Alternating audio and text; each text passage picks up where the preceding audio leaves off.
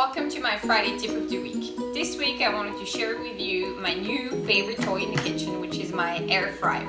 I have butternut squash here. I'm just gonna put like 1 tablespoon of olive oil. I have some sea salt, and then I'm gonna toss it together. So you open the drawer,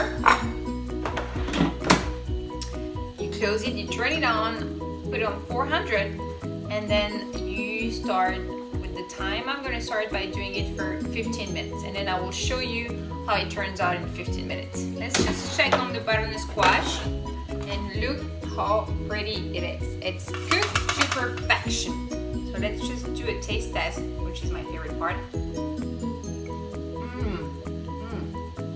It's perfect. And thank you for watching. Bye guys.